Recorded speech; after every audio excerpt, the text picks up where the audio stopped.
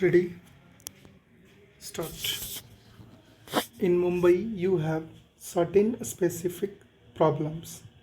I refer to one problem which is mentioned to me by every single foreign tourist who come to Mumbai. This is the entrance to the city.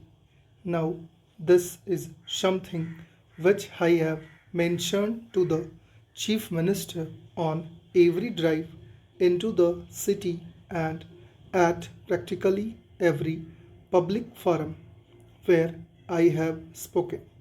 And I think this is a matter which the citizens of Mumbai should take up on a large scale. Whether it is the women's organizations, whether it is the business community, or anybody else. I think that if everybody acts together, it can be tackled.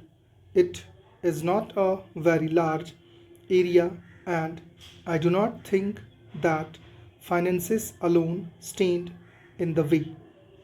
It is not only the image of Mumbai which is suffering, but Mumbai being one of the important gateways to India, it is the image of India which suffers thereby. You have, Mr. President, mentioned in your address the present policy of the government, which is to encourage new entrepreneurship and talent.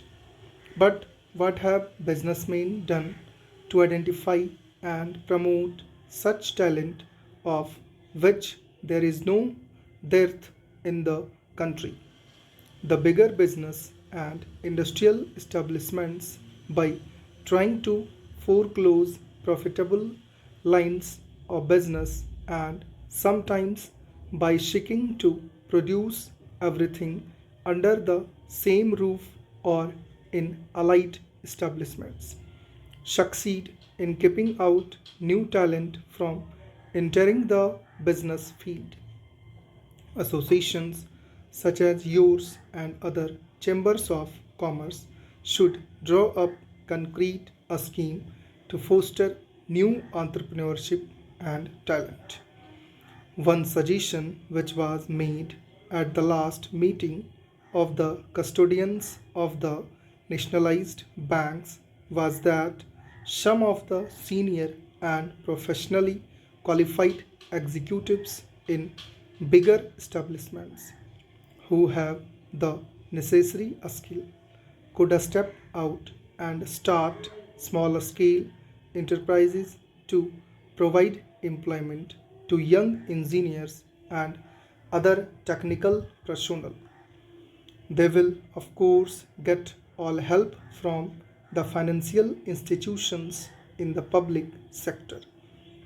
Business associations could also play an important and more active part in encouraging businessmen and industrialists in the industrially backward areas.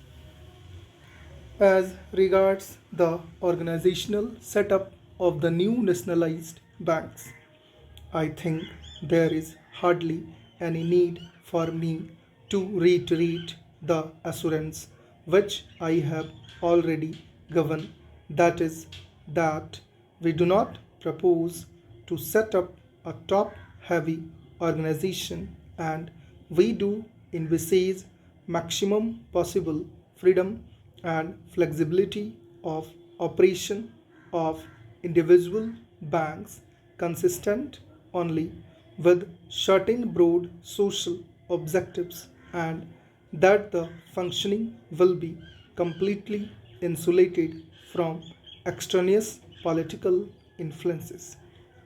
But we do envisage that the banks should function as an active instrument for the furtherance of the economic and social objectives. Stop.